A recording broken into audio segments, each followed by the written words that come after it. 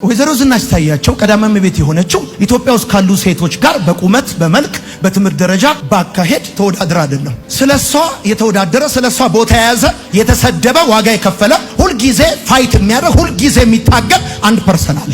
አሁን አንተ ብድግ ብለህ ሚስት ቀዳማዊ እመቤት ትሁን ማለት አትችልም። ሚስት ቀዳማዊ እመቤት እንድትሆን ከፈለክ ያለህ አማራጭ አንተ ጠቅላይ ሚኒስትር መሆን ብቻ ነው። አሁን ስለሷ ዋጋ የከፈለ የተሰደበ ሁሉ ጊዜ ሪፖርት ሰው ጥያቄ የሚጠይቀው እሱን ነው። የሰው ትኩረት እሱን ነው። ሰው ለማውጣት ለማውረድ ጥረት የሚያደርገው እሱ ነው። ኤቭሪ ኮስት የሚከፍለው እሱ ነው። ቀዳማዊ እመቤት እሷ ትሄዳለች፣ ታጅባ ትገባለች፣ ትምህርት ቤት ትከፍታለች፣ ሪፖርት ፓርላማ ትሰበስባለች። አትሰበስብም። ተቃዋሚ አትሰበስብም። ስለሷ የሚሰበሰባል፣ ስለሷ ጋር ይከፍላል። እንዳሻኝ የኖርኩ ሰው ነኝ። ሀገር ተሰብስቦ መንገዱ በዚህ ነው ቢል በዛ ነው ለማለት እማልፈራ አመፀኛ፣ እጅግ የራሴ ፈቃድ የበረታብኝ እኔ የምለው ጠንካራ ትቢት ያለኝ የሚታየኝ አለምል የሚታየን ያለ ቢመስለን መለየትን መውደድ ሊያንሸራትተን ቢያታግለን ሌላ ያለ ቢመስለን በቃ እንዳለው ብቻ እሱ እንደጻፈልን እንዳኖረልን እንድንተዳደርበት እንዳስቀመጠልን መርህ መንገዴ እንዲህ ነው እንዳለው ሌላ የለም። እዚህ ጋም የመጣሁት ቀጥ ብዬ አይደለም። መንገዴ እንደማይበጅ የኔ እንደማይበጅ የኔ አጭር እንደሆነ የኔ ቅርብ እንደሆነ የኔ በጣም እንደሚጎድል ያየው መስሎኝ በሮጥኩ ቁጥር በጽኑ ፍቅሩ በትዕግስቱ እያስተማረ መክሮኝ እና ልክ ነህ አንተ ሁሌ ልክ ነህ እምልበት ጋር ታግሶ አምጥቶኛል። ስለ ዘሪቱ ከበደ የወጣው እጅግ አስደንጋጭ የሆነ መረጃ ከብዙ ወንዶች ጋር ተኝቻለሁ ስትል ዘሪቱ ከበደ በመጽሐፏ ላይ ያሰፈረችው መልእክት በርካቶችን እያነጋገረ ይገኛል። ተወዳጁ አርቲስት ዘሪቱ ከበደ በሰሞኑ ባሳተመችው መጽሐፏ ላይ የህይወት ታሪኳን ስትናገር ብዙዎቻችን የማንደፍረውን የጾታዊ ግንኙነት ታሪኳን አብራርታ የጻፈች ሲሆን ከብዙ ወንዶች ጋር አንሶላ መጋፈፏንም አስታውቃለች። እንደዚህ አይነት ነገሮች ታቡ በሆኑበት የሚደረግ ግን የማይነገር ተደርጎ በታመነበት ማህበረሰብ ውስጥ በግልጽ ያለፈችበትን መንገድ መናገሯ ለብዙዎች አስተማሪ ነው። አብዛኞቻችን በአደባባይ ጨዋ የግብረ ገብ አስተማሪ በድብቅ ዋልጊ ስለሆነን በቀላሉ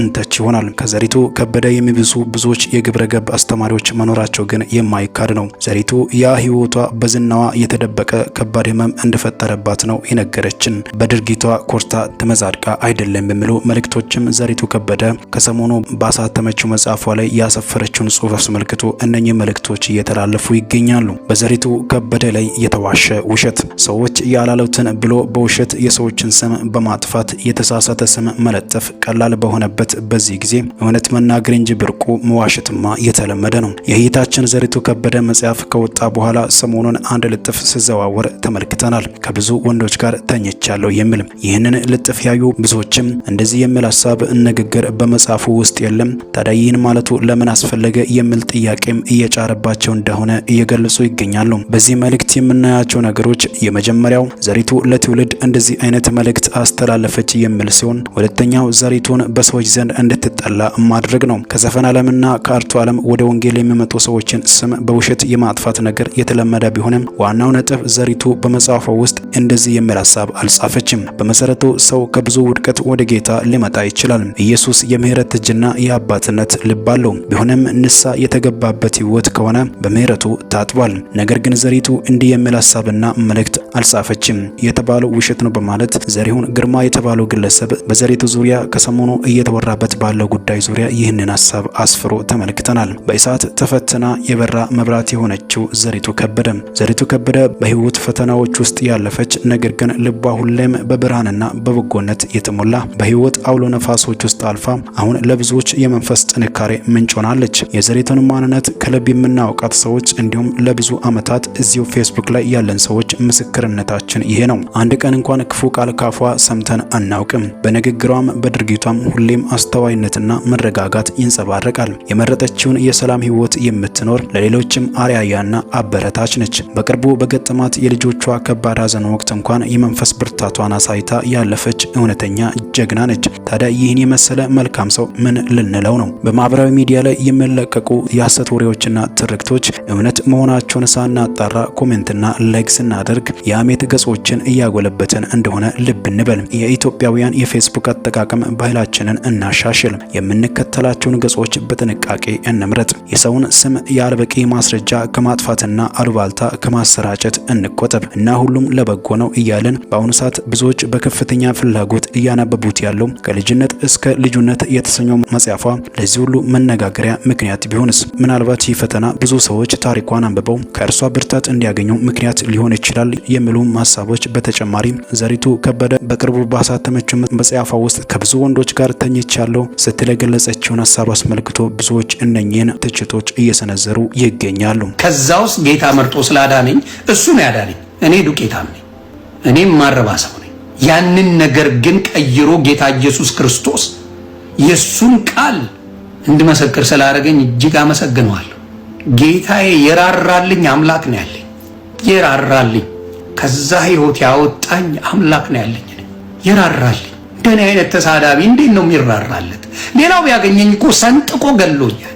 ስንቱ እኮ ለፍርድ ለማቅረብ እኔን የማይዝት የለም። በምላሴ ነው። አይ ነው በኔው ጥፋት ነው። እናንተ አጠፋችሁ እያልኩ አይደለም። በኔው ጥፋት በኔው ንግግር ስንቱ ሊያጠፋኝ የሚፈልጋል እኮ። ከዚያ ያስመለጠኝ ኢየሱስ ነው። የኔ አባት ነው ያስመለጠኝ፣ የኔ ጌታ ነው ያስመለጠኝ። ይሄን ያስመለጠኝን አባት ባልሰብከው አርው ነው ወጥቶ ያዩዳው እና ከማንም ነገር ያስመልጣል። ኢየሱስ ያስመልጣል። ኢየሱስ ያስመልጣችሁ። የደም ዋጋ ነው የከፈለው። ያስመልጣል። እንደኔ አይነቱን ቆሻሻ ተሳዳቢ አስመልጦኛል።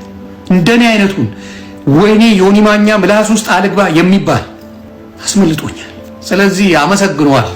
እድሜ ልኬን የማመሰግን አምላክ አለኝ። እኔ የማመሰግነው አንድ ነው። እሱም ያዳነኝን የደሙን ዋጋ የከፈለልኝን ኢየሱስ ክርስቶስን ነው። ሌላው ሆይ ቢልል ጊዜያዊ ነው። ሌላው ሊልል ይችላል። ሆይ ምናምን ያራድጌ ልጅ ምናምን ሊል ይችላል። ስላስደሰትከው ብቻ ነው፣ ደስ ስላለው ብቻ ነው አንተን ምንም ይልህ ያራዳ ልጅ ነፍሴ አለ ምናምን የምትባለው ስላለ ስለተመቸው ብቻ ነው። ከሱ የሚደብረውን ነገር አንድ ነገር ተናገር፣ ያውላ ክብርን አውርዶ አፈር ከድሜ ያስገባሃል። የኔ አባት ኢየሱስ ሁሉንም እያንቋሸሽ የሱን ፍጥረታት ሁላ እያንቋሸሽኩኝ አልጣለኝም፣ አላሳደደኝም፣ ራራልኝ። እንደኔ የተራራለት በዚህ ምድር ላይ አለ ብዬ አላስብም። እንደኔ የራራለት ሰው በኢትዮጵያ ምድር ኢየሱስ ክርስቶስ ጌታ የለም። ማንም ብትለኝ አልሰማም። እንደኔ አንጠፍጥፎ የሚፈልገውን ከንጉስ እስከ ሃይማኖት ከግለሰብ እስከ ብንትንትኑን ያወጣ ሰው የለም። የሚፈልገውን አንጠፍጥፎ የተናገረ የለም። ለኔ የራራ አምላክ አለኝ። ለኔ የራራ አምላክ ለእናንተም ይራራላችሁ፣ መንገዱን ያሳያችሁ ነው የምለው። ዛሬ ለኔና ለእናንተ የሚያስፈልገው ይሄ ነው ወገኖቼ። የሰራዊት ጌታ እግዚአብሔር ለቃሉ እውነት፣ ለቃሉ ምስጢር፣ ለቃሉ መልእክት፣ ለቃሉ ስልጣን፣ ለቃሉ ኃይል፣ ለቃሉ ፈውስ፣ ለቃሉ ክብር አእምሮአችንን ይክፈት። በእውነት እግዚአብሔር አእምሮአችንን ይክፈት። ይሄ ነው የሚያስፈልገን። የእግዚአብሔር ዘላለማዊ ቃል፣ የእግዚአብሔር ዘላለማዊ ምስጢር፣ የእግዚአብሔር ዘላለማዊ አጀንዳ፣ ዘላለማዊ መልእክት፣ ዘላለማዊ እውነት ከገባን ወገኖቼ፣ አእምሮአችን ከተከፈተ በሁለተኛ ቆሮንቶስ ምዕራፍ 4 ላይ ዓለም የተያዘው በአእምሮ እንደሆነ ይናገራል። እንዲህ የሚላል ከቁጥር 3 ጀምሮ ወንጌላችን የተከደነ ቢሆን እንኳ የተከደነባቸው ለሚጠፉት ነው፣ ለእነርሱም የእግዚአብሔር ምሳሌ የሆነ የክርስቶስ የክብሩ ወንጌል ብርሃን እንዳበራላቸው የዚህ ዓለም አምላክ የማያምኑትን ሐሳብ አሳወረ። የታወረ ሕዝብ ዓለምን ሰይጣን ያሳወረው በአእምሮው ነው፣ በዓይኑ አይደለም። የዚህ ዓለም ገዥ፣ የዚህ ዓለም አመፀኛ፣ ወንጀለኛ አጋንንት ሰይጣን ምን አደረገ? የማያምኑትን ሰዎች አእምሮአቸው ምን አደረገ? አሳወረ ይላል። ስለዚህ እኔና እናንተ በምንጸልይበት ጊዜ ለሕዝባችን ለራሳችን በምንጸልይበት ጊዜ እግዚአብሔር አእምሮአችንን እንዲከፍትልን መጸለይ ነው። ለመሆኑ አብ የሰጠው የተስፋ ቃል ምንድን ነው? አብ የሰጠውን አለ ጌታ ኢየሱስ አይደለም? ምንድነው አብ የሰጠው የተስፋ ቃል? በትንቢተ ኢዩኤል ምዕራፍ 2 ላይ ከቁጥር 28 ጀምሮ 2 ቁጥር ብናነብ እንደዚህ ይላል። ከዚህም በኋላ እንዲህ ይሆናል፣ መንፈሴን በሥጋ ለባሽ ሁሉ ላይ አፈሳለሁ። ወንዶችና ሴቶች ልጆቻችሁም ትንቢት ይናገራሉ፣ ሽማግሌዎቻችሁም ሕልም ያልማሉ፣ ጎበዞቻችሁም ራእይ ያያሉ። ደግሞ በዛ ወራት በወንዶችና በሴቶች ባሪያዎች ላይ መንፈሴን አፈሳለሁ እያለ ይቀጥላል። ይህ የእግዚአብሔር ቃል ሥጋ በለበሰ አማኝ ሁሉ ላይ የዘላለም እግዚአብሔር ከመንፈሱ እንደሚያፈስ የጸጋ ስጦታም ትንቢት መናገር፣ ሕልም ማለም፣ ራእይ ማየት እንደሚቻል አስቀድሞ ተናገረ። እነዚህ በቤተ ክርስቲያን ውስጥ መገለጥ ያለባቸው ቀደም ብሎ የተናገራቸው ናቸው። መጽሐፍ ቅዱስን ስንመለከት 2 አይነት ነቢያቶችና 2 አይነት ትንቢቶች እንዳሉ እንመለከታለን። አንዱና የመጀመሪያው የብሉይ ኪዳን ነቢያቶችና ትንቢቶች ናቸው። እነርሱ እነ ኢሳይያስ፣ እነ ኤርምያስ፣ እነ ሕዝቅኤል፣ እነ ዳንኤል፣ እነ ዩኤልና እነ ኢዩኤል የተናገሯቸው ትንቢቶች ናቸው። እነዚህ ትንቢታቸው ከእግዚአብሔር መሆኑ ተረጋግጦ በመጽሐፍ ቅዱስ ተጽፎ ዛሬ በእጃችን ያለው ነው። እነዚያ ነቢያት የነዚህ የብሉይ ኪዳን ነቢያት መልእክት ዛሬም ይነበባል፣ ይጠናል፣ ይሰበካል። ፍጹም የማያልፍ የእግዚአብሔር ቃል ሆኖ ተቀባይነት አለው ማለት ነው። የነዚህ ነቢያት ጥሪ፣ የነዚህ ነቢያት ሕይወት፣ የነዚህ ነቢያት መሰጠት፣ የነዚህ ነቢያት አገልግሎት ከሥጋ ለባሽ ከሚጠበቅ በላይ ነበረ። የእያንዳንዱ የነቢያትን ሕይወት ብታጠኑ በጣም የሚዘገንን ነው ያለፉበት። እንዴት አይነት መሰደድ፣ እንዴት አይነት መናቅ፣ እንዴት አይነት በቃ የተለያየ ነገር የደረሰባቸው እነ ሕዝቅኤል ያለፉበትን እኔ ለሥጋ ለባሽ አይስጥላለሁ። በጀርባው ስንት ቀናትን የተኛ ይሄ ነው የማይባል ጤናማ ነው ተብሎ አይገመትም። ዛሬ እነዚህ ነቢያት በዛ አልፎ ነው እግዚአብሔርን ድምፅ የሰሙት፣ የእግዚአብሔርን ቃል ያስተላለፉት፣ እግዚአብሔርን ቃል የተናገሩት። እግዚአብሔር ደግሞ ቃላቸውን ያጸናላቸው። ሁለተኛ የአዲስ ኪዳን ትንቢትና የአዲስ ኪዳን ነቢያቶች ናቸው። በአዲስ ኪዳን ውስጥ ቤተ ክርስቲያንን የሚያገለግሉ ከጌታ ሰምቶ የሚናገሩ እውነተኞች ነቢያት አሉ። በአሁኑ ጊዜ በብዙ ቦታ ይሄ የውሸት ነቢይ፣ የሐሰት ነቢያት ምናምን ተብሎ ይነገራል። ስለተነሱ ነው፣ በየቦታው ስላሉ ነው። የሚያስመስሉ ከእግዚአብሔር ሳይሰሙ የሚናገሩ ስላሉ ነው። ከቤተ ክርስቲያን ወደ መድረክም ደርሰው ለሕዝብ ለአገር ይህን ይናገራሉ። አያፍሩም። ምክንያቱም እንደ እውነት አድርጎ ነው የሚናገሩ። ቢሆንም ወገኖቼ እንደ ብሉይ ኪዳን ነቢያቶች ማለት በአዲስ ኪዳን ውስጥ ቤተ ክርስቲያንን የሚያገለግሉ ከጌታ ሰምቶ እቅጩን እርግጡ የሚናገሩ በራእይ በሕልም በተለያየ መንገድ ከእግዚአብሔር መልእክት የሚያገኙ አሉ። በጣም የሚያስደንቅ እግዚአብሔር በሕይወታቸው የሚሠራ ቢሆንም እንደ ብሉይ ኪዳን ነቢያቶች አይደሉም። የሚያመጡት መልእክት እንደ ወንጌል አይሰበክም። እንደ ምሳሌ ሊጠራ ይችላል። ከትላንት ወዲያ የዶክተር ንጉሴ ተፈራ መጽሐፍ አነብ ነበረ። አንድ በጣም ያስለቀሰኝን ነገር እዛ ውስጥ አየ። እሱ ለትምህርት ወደ እንግሊዝ ሀገር ሄዶ ታመመ። ታሞ በብዙ ውጣ ውረድ ባሉት አሉ በሚባሉ ዶክተሮች ተመርምሮ በሽታው አልተገኘለትም። ከዛ በኋላ ወደ ኢትዮጵያ እንዲሞት ወደ ኢትዮጵያ ላኩት ማለት። ኢትዮጵያ ሄዶ እያለ ምን ይሆናል በቃ ምርመራ እዛ ተጀመረ። ከዛ አንዲት እህት እግዚአብሔር ተናግሮኛል ትለዋል። እግዚአብሔር ተናግሮኛል፣ እግዚአብሔር እሱን ለማስተማር የፈለግኩትን አስተምሬዋል። ያንተ በሽታ ከ2 ቀን በኋላ ይታወቃል። ያ በሽታ ከታወቀ ግን መርፌ ተወጋ ይሉሃል። ይሄን መርፌ ግን እንዳትወጋ ከተወጋ ትሞታለህ ትለዋል። ከዛ በኋላ ቤት ይገኛል ተብሎ በቃ ሲመረመር አንድ ይሄ በኢትዮጵያ የምርመራ እንትን አለ ፓስተርስ ኢንስቲትዩት እዛ ሲሄድ ከሁለት ቀን በኋላ በሽታው ተገኘ።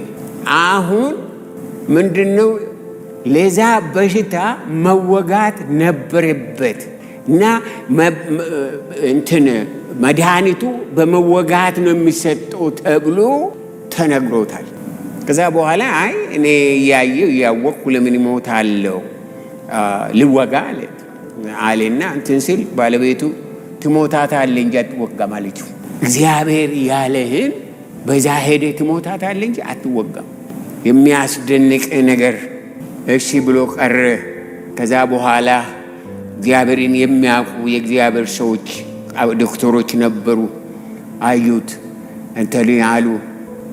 በኋላ አንድ መድኃኒት አገና አዲስ ነው መድኃኒቱ እንግሊዝ ሀገር ተገኝቷል ተባለ።